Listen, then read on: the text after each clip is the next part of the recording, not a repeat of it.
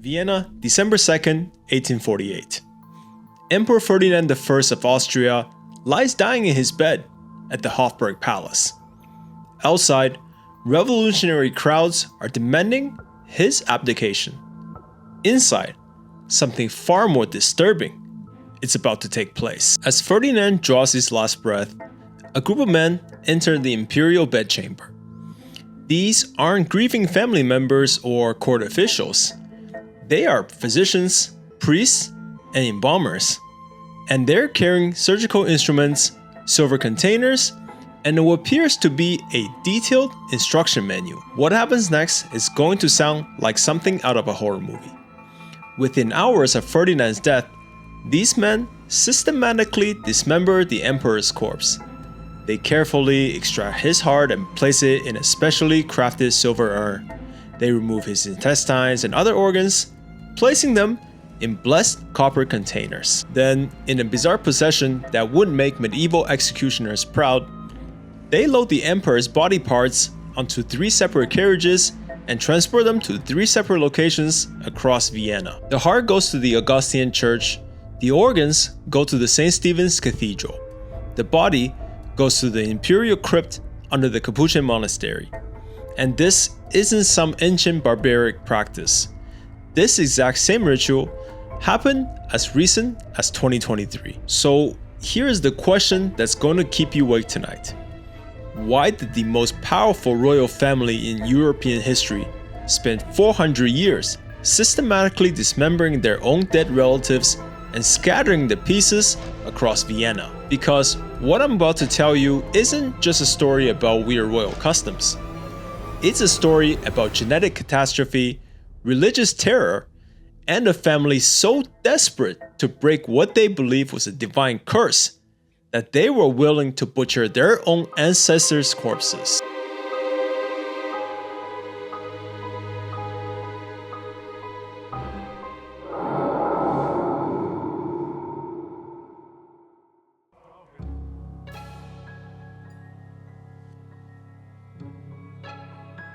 Let me paint you a picture of just how powerful the Habsburg family was. For over 650 years, they controlled most of Europe. Spain, Austria, Hungary, parts of Germany, the Netherlands, chunks of Italy. We're talking about an empire where the sun literally never set. But here's where the story gets weird. This family that conquered half the world had one problem they couldn't solve. They couldn't stop marrying their own relatives. For centuries, Habsburgs married uncles to nieces, cousins to cousins, and sometimes even closer relatives. They did this to keep their bloodline pure and prevent their vast territories from being split up through inheritance laws. What they actually created was a genetic disaster. Generation after generation, Habsburg children were born with increasingly severe deformities. The most famous was the Habsburg jaw, a protruding lower jaw so severe that many Habsburg rulers couldn't properly chew their food or speak clearly. But the absolute worst case was Charles II of Spain. This poor man was the product of so much inbreeding that modern science calculate he was more inbred than if his parents had been siblings. He was physically and mentally disabled, couldn't produce children, and when he died in 1700, the entire Spanish Habsburg line died with him. Now, imagine you are a Habsburg ruler. You look in the mirror and see physical deformities that mark you as different from normal humans. Your family line is plagued with mental illness, infertility, and early death. Your own relative looks like genetic experiments gone wrong. What's the most logical explanation for this pattern of suffering? If you're living in an era where everything is interpreted through religious doctrine, you are cursed. God is punishing your bloodlines for some terrible sin, and that curse is being passed down through generations. Take Rudolf II, who ruled from Prague. By the 1590s, he will be so convinced that supernatural forces were working against his family that he abandoned governing entirely and retreated into alchemy and occult research, desperately trying to find magical solutions to break what he believed was a family curse. So when Habsburg family started dying from their genetic problems, the surviving family members became obsessed with one terrifying question. What if this curse follows us into the afterlife? What if our deformed bodies prevent us from achieving salvation? That's when they developed the most elaborate death ritual in European history. If their cursed bodies were the problem, then maybe they could purify different parts of their souls by separating their bodies and burying each piece in the holiest possible locations. Which brings us to 1654, when this bizarre practice officially began and Vienna became home to the most macabre royal tradition in European history.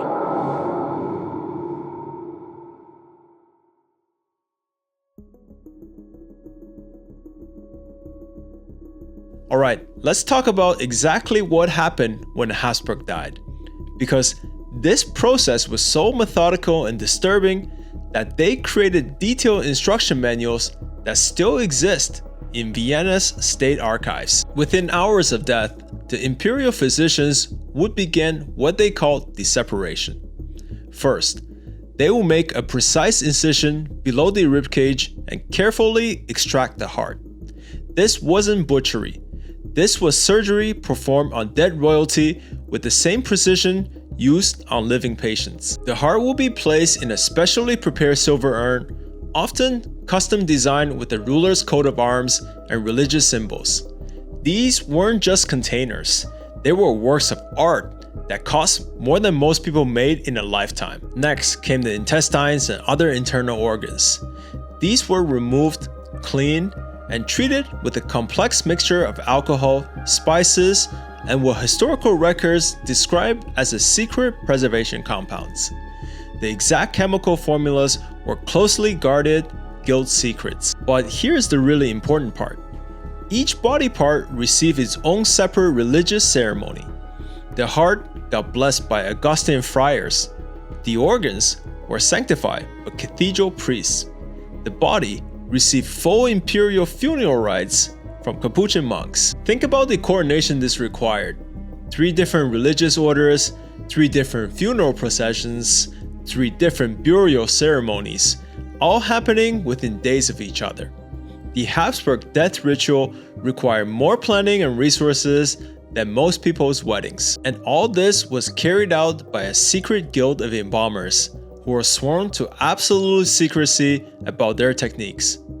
These guys were essentially the Navy SEALs of medieval mortuary science, and their services were so exclusive that they only worked for one family. This practice continued from 1654 all the way to 2023.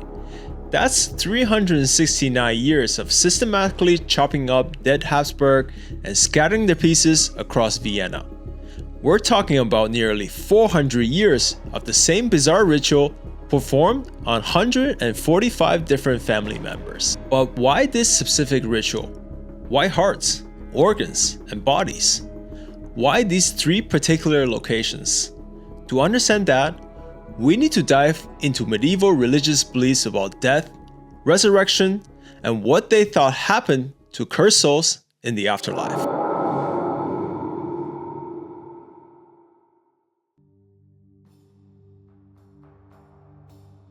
Okay, let's step back and understand the world these people lived in. Medieval and early modern Europe was a place where religious doctrine didn't just influence politics, it was politics. Kings ruled by divine right, meaning God himself had appointed them to power. But here's the Habsburg dilemma. If God appointed them to rule, why were they so obviously cursed? How do you reconcile being God's chosen representatives on earth with being born with genetic deformities that mark you as fundamentally different from normal humans? Medieval Catholic theology taught that humans had 3 distinct aspects: the body, the heart, and the soul. Each part contained different spiritual essence and would be judged separately during resurrection. The body represented your earthly actions. The heart contained your capacity for divine love, and the organs house your base desires and earthly attachments. Now, if you're a Habsburg, you got a serious problem. Your body is obviously cursed, is deformed, diseased, and probably infertile. Your heart might be tainted by pride and violence necessary to maintain an empire.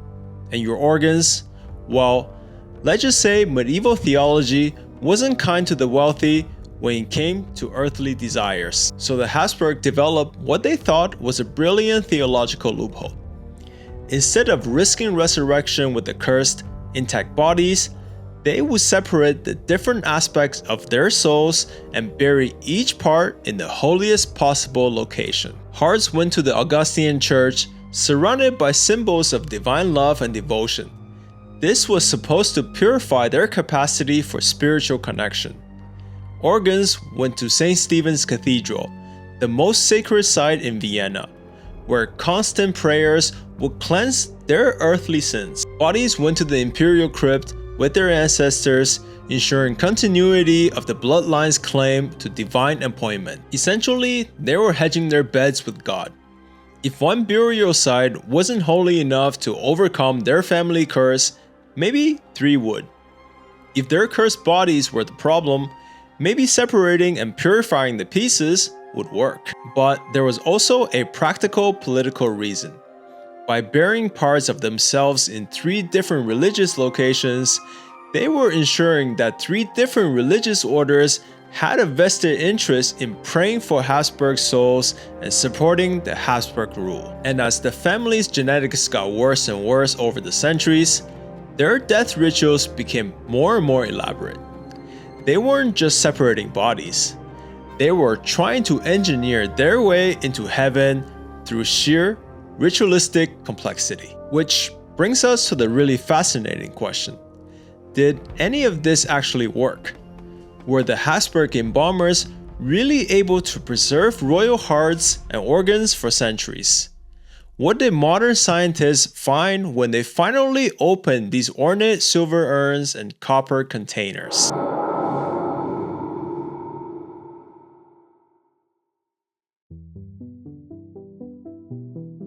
In the early 2000s, Vienna's cultural authorities finally allowed scientists to examine the contents of Habsburg burial containers using modern forensic techniques. They start with what should be their best preserved specimens, hearts from the 18th century Habsburg that had been stored in custom silver urns with advanced silver preservation. The containers look perfect. The seals are intact. Everything suggests a successful preservation. They open the first urn and find black sludge. Not a heart, not recognizable organic matter, just dark, decomposed material that looks like it's been sitting in a swamp for decades. Second urn, black sludge.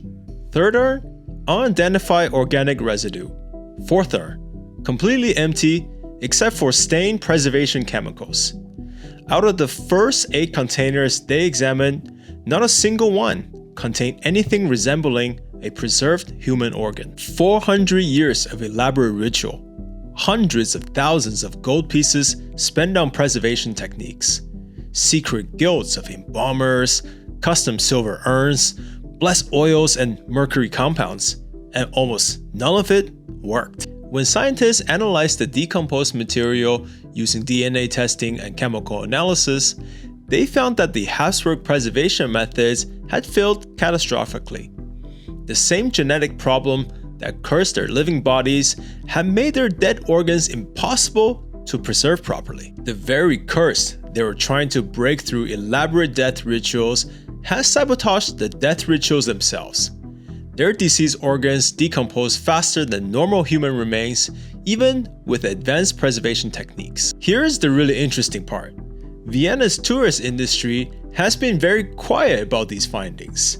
The official Habsburg burial site tours still talks about perfectly preserved royal hearts, without mentioning that almost all the containers hold nothing but centuries-old sludge. But the failure of Habsburg preservation techniques raises an even bigger question. If their elaborate death ritual was scientifically worthless, why did they keep doing it for nearly 4 centuries?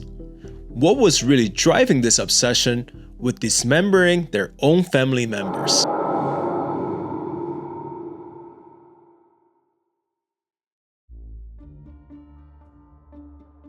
Here's the truth about the Habsburg death ritual. It was never really about preserving their bodies for resurrection. It was about psychological control in the face of genetic catastrophe. Think about what this ritual actually accomplished. It gave a family plagued by hereditary diseases and deformities a sense of agency over their fate. They couldn't control their genetics, but they could control how their bodies were treated after death. Plus, there was brilliant political strategy involved.